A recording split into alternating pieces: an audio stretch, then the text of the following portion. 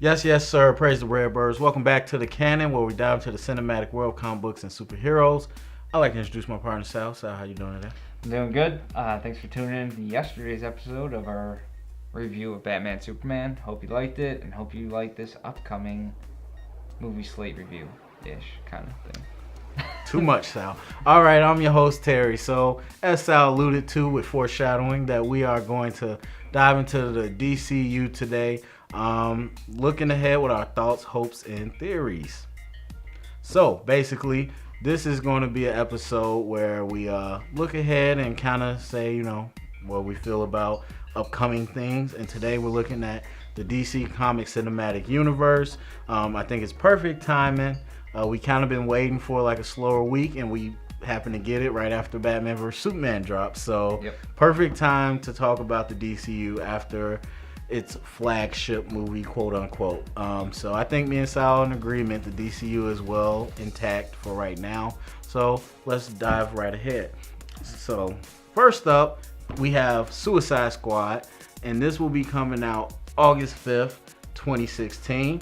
It's being directed and it's written by David Ayer, and he recently did Fury. Yeah. So that's one of his things. In an ensemble cast, we have Margot Robbie as Harley Quinn, Jared Leto as Joker, Will Smith as Deadshot, Jai Courtney as Captain Boomerang, Viola Davis as Amanda Waller, Cara Delevingne as Enchantress, Jay Hernandez as El Diablo. Dude's name I can't pronounce. I'm gonna say Adewale as Killer Croc. We got Common, who is now being called Monster T, who we believe is the tattooed man. Mr. T. Yeah, not quite. And then Scott Eastwood, who is still unknown. Nightwing. So, all right, so let's just dive into this movie. Sal, what any thoughts, hopes, and theories? I think this is a movie. I'll say that. Of course, since it's coming out, we already have the marketing, the trailer, and all that stuff, pictures. So, good amount of information that we already know. Not too much to guess on, but yeah. So, how do you like what they're giving us so far and everything? Well, David Ayer is a master of what he does. If you don't know him, look him up. He's done Fury, which is a great one, and another one is Training Day. And End of Watch. So he's a great writer. He's a great director. So this was when this was announced. It was just so hyped that he was on this project. So hopefully he brings the same thing he's brought to every other movie he's done. The cast seems to have really bonded over the last 2 years or year and a half, whatever it's been. Yeah. All of it kind of just is muddled together now, but.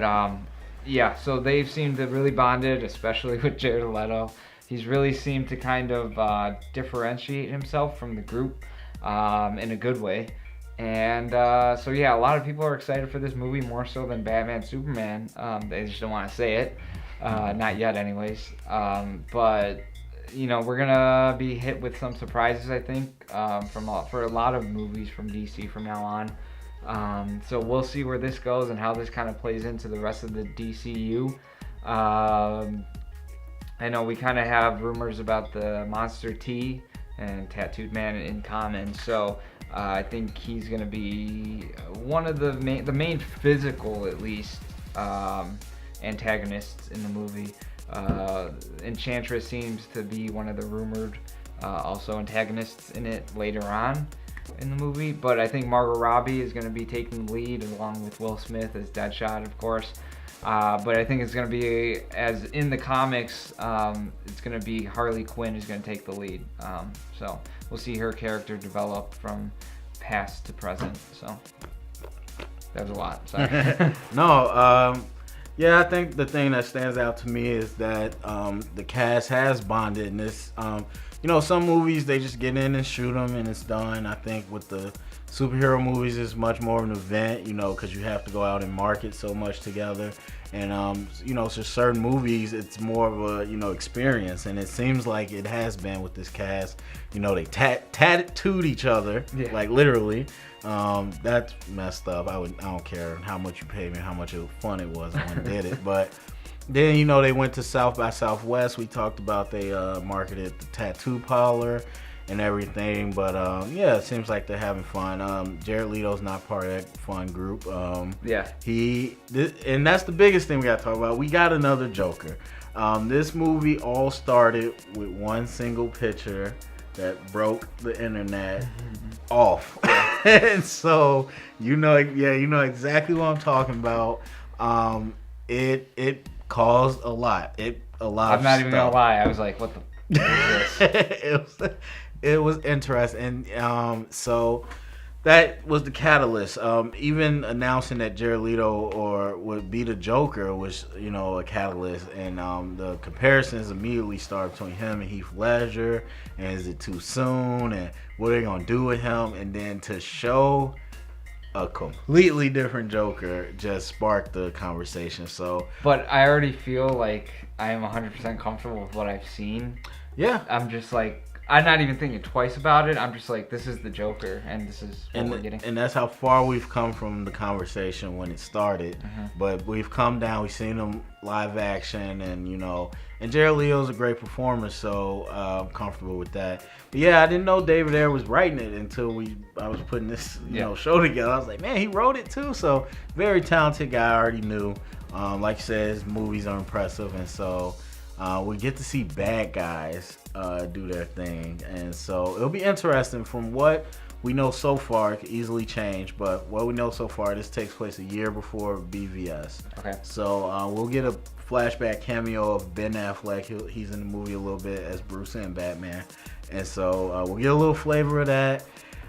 So I mean, I don't think I have any really theories on it besides somebody's going to die, at least two. A few people. Yeah, they're probably going to die. Do you wanna kind of call out who you think might die? I think. Well, can I say mine? Go ahead. I think people are really gonna connect with Boomerang. And I think he's gonna die. I know we have our reservations of Jai Courtney and his past roles, but I believe think in him in this movie. even in the last Terminator. What? Oh no, I was just gonna say the last trailer. Oh, was he in the Terminator? Yeah, I didn't see it. Genesis or whatever. Just in the last trailer, you kind of connected with him a lot in the beginning, in the middle, and then towards the end with the beer. So I think he's gonna be one of the forefront characters that people really connect with, like they did with I don't even know what I'm trying to say. Someone from Guardians of the Galaxy. Why can't I think of anyone? Which one? Groot? Was I thinking Groot? No. Yeah, I don't know. Rocket Raccoon? No. I don't know. It's not about Marvel. No, but they're just going to connect with him, and I think he's going to die. That's one of mine. Whether he comes back or not, I don't know. They always do. Some of them do come back in the comics, so. I think Killer Croc, Slipknot, and El Diablo are all going to die. Well, Slipknot doesn't even look like anyone cares about him. He was in like one shot. Yeah, I think they're all three going to die. Yeah. I would think Katana would die, but she has the soul sword, so I don't even know if she can die. I think she's sacrificed. Well, should we see her? I think it is her. She cuts herself, stabs herself, but that might be because she's in some situation she cannot get out of without sending her soul to that sword. And I don't know everything about her, so I'm just assuming that she can somehow use the souls in there to bring herself back to life or something. I don't know. But I think that even if she did die, she'd be coming back. But I think Slipknot, Diablo, and Croc are all going to be dead. Deadsies. Okay. And then Scott Eastwood. Still don't know. All I'm going to say is the rumor is that he's Deadshot, Slade Wilson.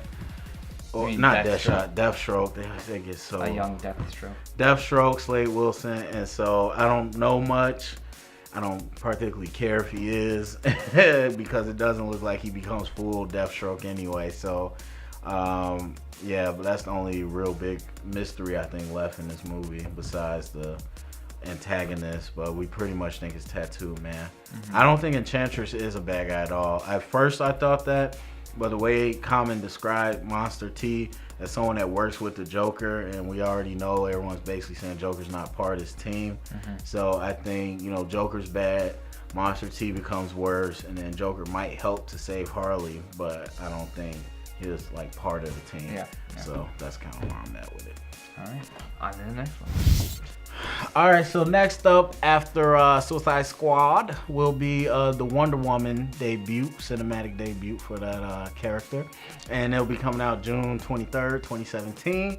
It is directed by Patty Jenkins, who is famous for her directing and writing for the movie Monster, which starred Charlize Theron and Christina Ricci. Theron won an Oscar for that, for leading actress, so she directed her to an Oscar. It's been written by Jason Fuchs, who recently did Pan and Ice Age Continental Drift. I'm not sure which number Ice Age that is. But also, he was in the news earlier. We talked about him being tabbed as the writer for the script of Lobo. Gal Gadot is starring as Wonder Woman. Chris Pine from Star Trek is starring as Steve Trevor. Connie Nielsen, who's famous for her role in Gladiator, is playing Wonder Woman's mother, Hippolyta. Robin Wright is playing one of Wonder Woman's aunties. I'm not going to try to pronounce these Greek names, but she's famous from House of Cards right now. And interestingly enough, she was Jenna in Forrest Gump, so she'll be back. And Lisa Lovin Kongsolai, I can't pronounce that either. She's another one of the aunties. And yeah, so that is what we're working with. What do you think about Wonder Woman? I'll say she just made her debut in Batman vs Superman. On our review and everything, we talked about how big the fan reception and anticipation was for Wonder Woman, and I think everybody left satisfied with what Gal Gadot gave us. Yeah, I think back to back for Suicide Squad and Wonder Woman, these are probably the most anticipated DC movies besides BVS. Suicide Squad just because of the movie itself, and Wonder Woman because it's Wonder Woman. Excuse me. We already hearing good news of this movie. We saw some footage in the Justice League featurette. The cinematography in that, though it was short, looked amazing. Gadot is just going to, I think she already delved herself into this character quite a bit, for the better, for the good. I just want to see more of her. You did throughout BVS, so I think we're gonna do that. For those of you that don't know this, it takes place in the 20s. Wait, what did I say? World War One. What the hell? Why can't I think of that? Yeah, the picture from BVS was 1918. Okay. I don't know if that's exactly the year we'll pick up in this movie or a little after, but in that area. It's in World War One-ish. Yeah. So we know that she is a collector of artifacts, and I think that's one of the motivations in this movie so far that we know of. Looking forward to Chris Pine make his debut in the DCU. We saw him in that picture. That was a pretty cool Easter egg there, if anyone didn't recognize him or didn't notice him. And so I'm excited that Jason Fuchs is already on for Lobo, so I think that meant he did a pretty good job with this movie here. And Patty Jenkins is always, we've heard a lot from her in terms of wanting to do this movie and how she's going about it. And and we just saw the picture of Wonder Woman and her family. Last week, or was it the day of BVS or the day after? Either way, it was. Sometime in that week. But I'm sure Sal will make this graphic appear, and you'll see the family. But I'm excited for it. I'm excited mostly because of the footage we saw at on a featurette, which I was impressed by because they had been filming for like a few weeks or something like that, and they had so much footage. I was like, whoa, that was pretty fast. Yeah.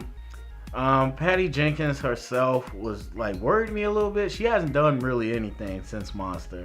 Like she's done some TV stuff, but nothing like any movies or anything. So winning the Oscar, well, she didn't win it, but directing an Oscar character. Yeah, and directing a actress to the Oscar, it's big things, and so it's kind of interesting that you haven't seen her around.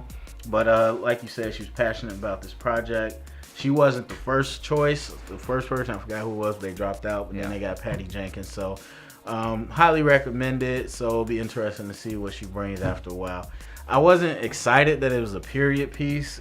Well, yeah, I just want to say too, like I'm not a huge period piece guy. Like Captain America, the first Avenger. I hated that one. Yeah, I'm not huge on I'm just not huge on it. On like 50s, 20s, 30s kind of. Yeah. Movies. But we'll see. Yeah, it looked good. I mean, the footage we saw was a lot of her fighting, and I'm almost worried that it won't be a lot of that in the movie, and there'll be a lot of more of a national treasure with Nicolas Cage. I hope to God. I didn't even see that movie, but I hope not. It's a good movie. It's actually good. But you know, I don't want to stretch Gal too much. Like we saw, she was good in small dosages, so hopefully we don't stretch her too much dialogue and, you know, dry stuff. You know, hopefully we got a good amount of action going. But the picture, like you were saying about the family, that excites me more because I never, from all the stuff we saw before, I never thought we were going to be on their Themyscira that much. I thought it was all going to be, you know, in this world. Yeah. So the description that came with that picture is like her mom wants to shelter her, keep her from the world, but her aunties who are generals and everything want to prepare her to go out into the world. So these are the women that are charged with like training her and raising her, and it says she's like the only child on the island. I'm not sure why, but she is. So it'll be interesting to see the origin of Wonder Woman. You know, Gal said we're going to see her go from, you know, a princess to one of the most feared female fighters in the world. So I mean, from what I've heard, their Themyscira looks amazing. They're shooting it off the coast of Italy and southern China, finding some, you know, islands to make it look unique. So the producers were saying like, man, it looks like, you know, unique right now. And then another thing Patty Jenkins was talking about, they brought the costume designer from The Dark Knight, so she's doing this movie. And Patty was talking about how, you know, they wanted to create something that showed off their ripped shoulders and toned legs. She was like, she wants sexualize this movie. Yeah, I was like, but she's a woman, so it's not sexualized. Like, she said we didn't. But yeah, well, she said that, you know, make them look strong. Yeah, that's what we were aiming for. She was like, you know, this is what women dream of. Like men dream of Superman, they dream of him being, you know, big or whatever. And she's like, if I'm a woman, I'm dreaming of my hero. You know, I want to look sexy. So that's what she said. So they'll be wearing high heels. She said that. She did say that. She said they have high heels in that. So, I mean, a lot of interesting nuances. I think the conversation about, you know, female power and all that is going to come up with this movie. And, you know, the first strong female superhero, all that good stuff is going to, you know, pop up when this movie comes out. But I just hope, like I said, it's not too dry.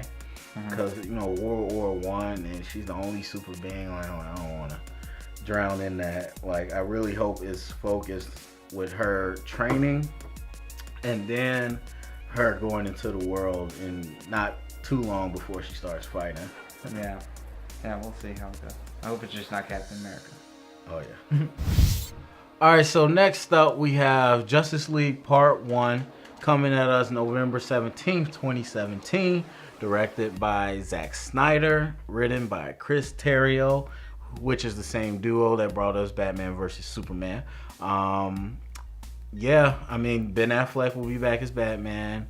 Henry Cavill is Superman. Gal Gadot's Wonder Woman. Ezra Miller's Flash, Jason Momoa's Aquaman, Ray Fisher, Cyborg. I always forget his name.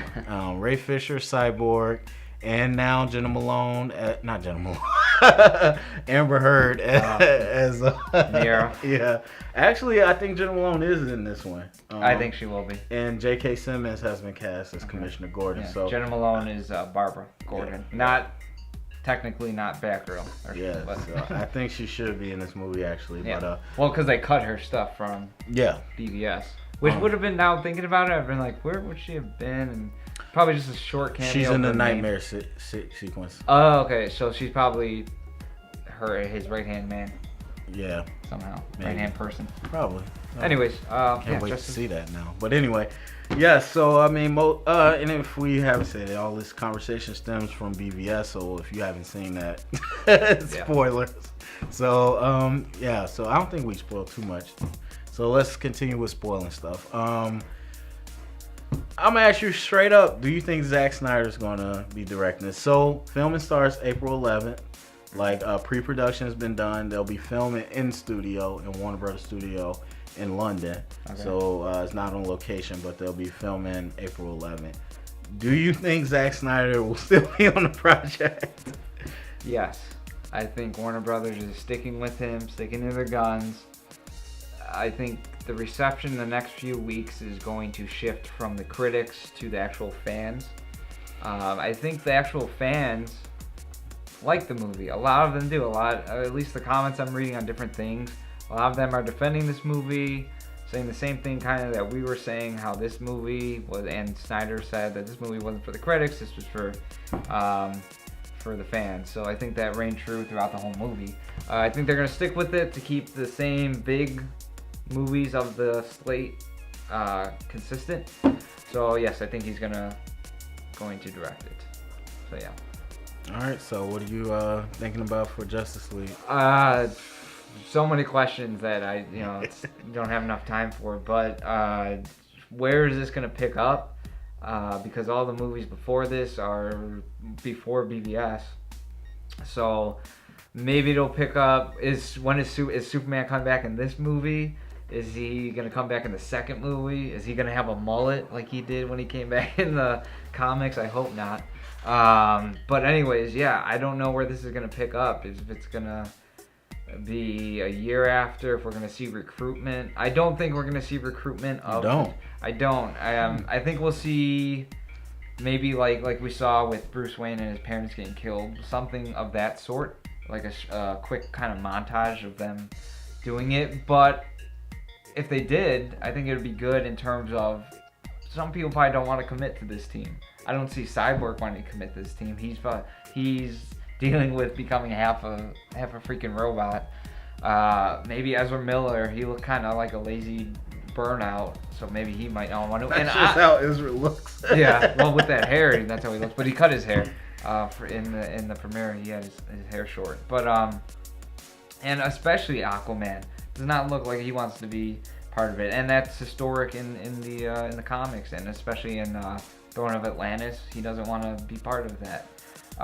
So that would be an interesting take on it. I mean, that kind of...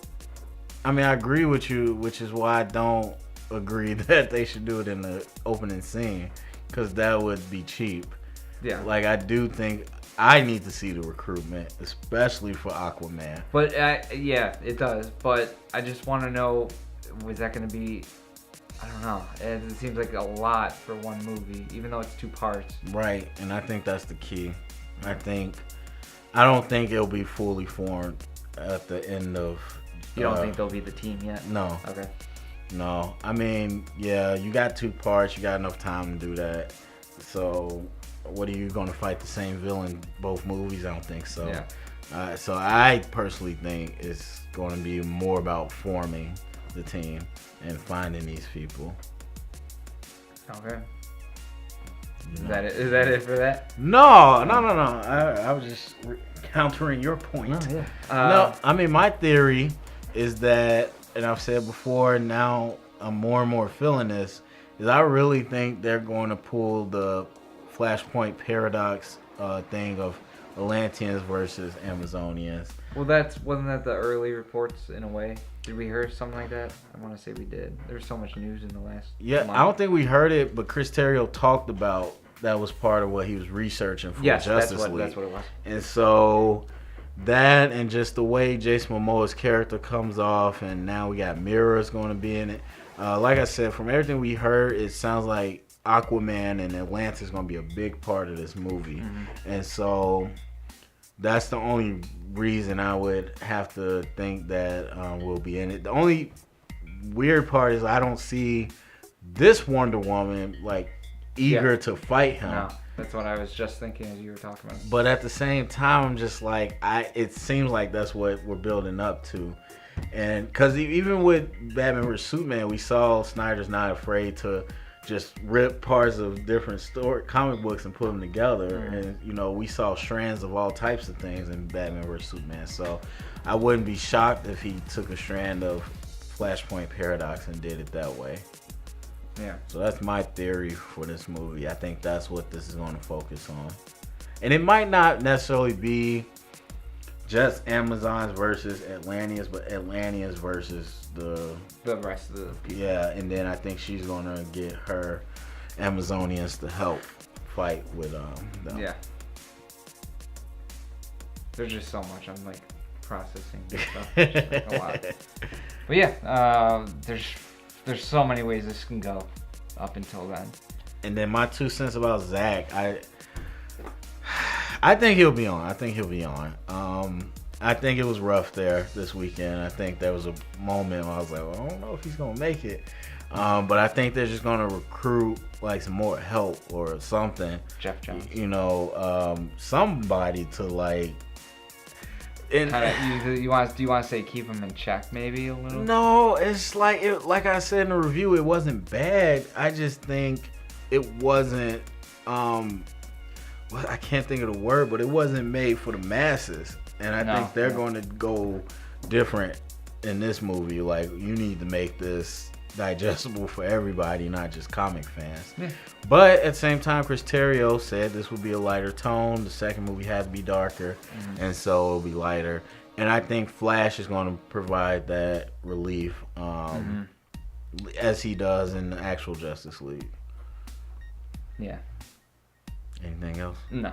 It's a very intimidating subject for me. All right, so next up we have the Flash movie coming out March 16th, 2018. And this is kind of the area where we're going into future stuff, so probably a lot more theories than facts. But anyway, it's been directed and written by Seth Grahame-Smith, who wrote Lego Batman movie that'll be coming out in 2017. Wrote or is writing Beetlejuice 2, the sequel they're making. And he wrote The Dark Shadows, the Johnny Depp movie, and some other movies like that. Starring Ezra Miller, who's playing Barry Allen in The Flash. So, again, this is more of a future movie. But this is going to be a first-time director. He's a writer.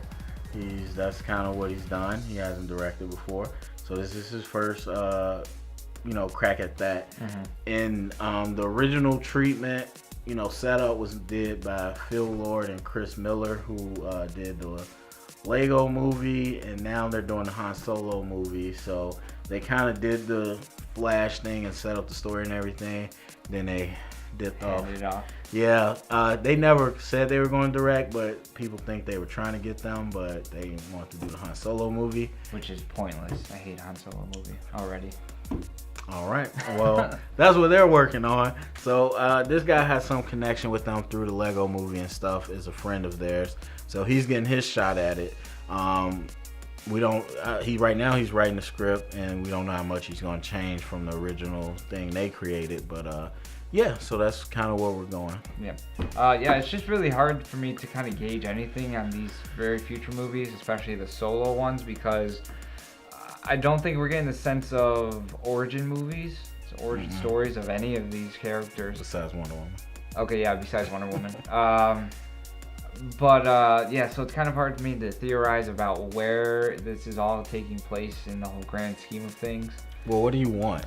What do I want? I want it to... I don't know what I want. I'm trying to think of everything that's like gonna come before it. So, what would be cool is if we did get some sort of Flashpoint story. Nothing crazy, but in terms of him going on his own to somewhere in Justice League. Okay, so this is what happens. Justice League, he goes and breaks not the sound barrier. The speed force. He taps into the speed force, goes to some other dimension in Justice League.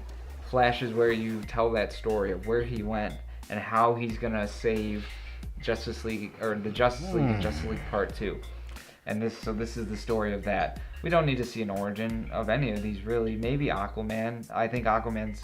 Okay, not even that. I don't care. Not right now. We'll talk about that later. But, so yeah, that's what I want, now that I think about it. This is the first time I ever thought of it. Yeah. That got me interested. Yeah. I like what you're cooking up over there. Yeah, so maybe we don't end the Justice League on him going wherever he goes. That maybe could be an important secondary kind of thing within that. And then this is the story of where he goes. to help the Justice League. I really like that, Sal, but there's no way that's going to happen. Okay. I just don't Thanks, think. Mr. Jeff Johns. I mean, there's no way Flash is going to be absent throughout Justice League. I don't think. No. He's not going to be absent at the end of the first Justice League. At the end, he goes absent. He I goes thought absent. you meant during the movie. No. Okay. Or at least in the last third, he Okay. goes somewhere, and this is what tells him. Okay, I could bite that. I like that idea. Trying to think.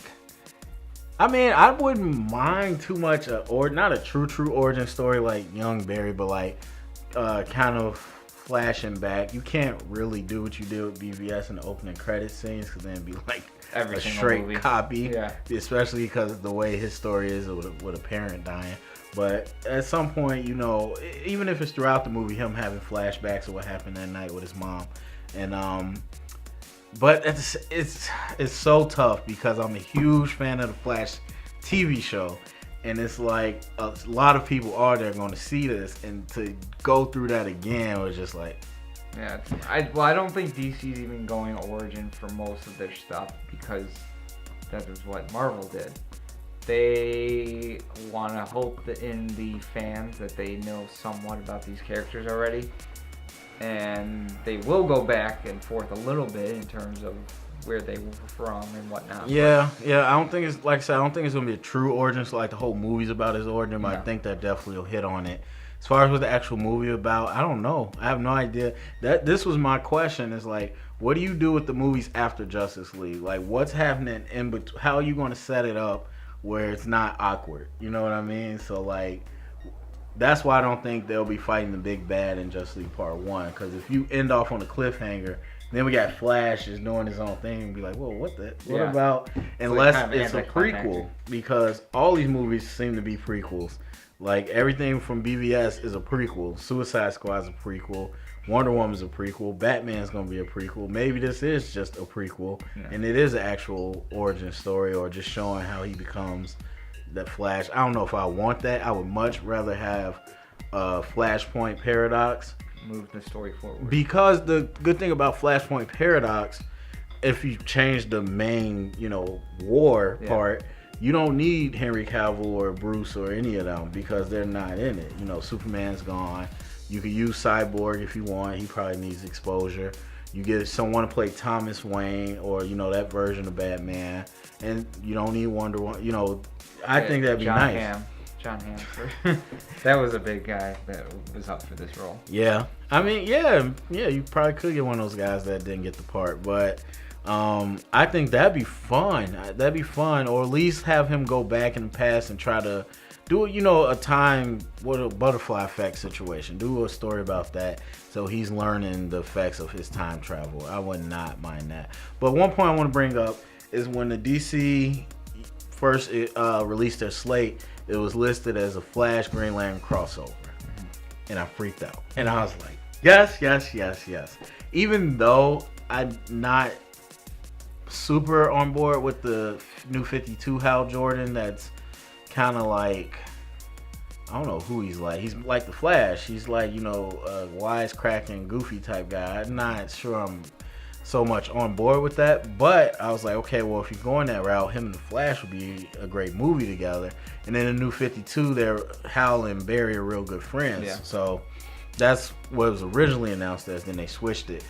Like I said, I would really like it. I'm not sure what story I would want to see. I'm not too used to them being together, so it's not like he could really take him into space with him. But I mean, I think they could find something fun to do. But Ezra Miller, we'll see how he does in Justice League. I'm not sold on him, man. Like, he's very committed to this role. I don't know if I told you about the interview. It was like last year, but when he nerded out. He nerded out, and I think he already liked the character. He liked the comic books, and then just now he just went 0 to 60 with reading all the source material and whatnot. So I didn't like him originally either, but it seems like he really wants to do good. So I'm kind of putting all my eggs in the basket for him now. Me too. I have to. There's no other Flash. All right, so that is the end of our episode for today. Make sure you tune in tomorrow to see us tackle the rest of the DCU slate. And yeah, come back for more DCU fun. There is few scenes in the history of cinema that struck me with such emotion.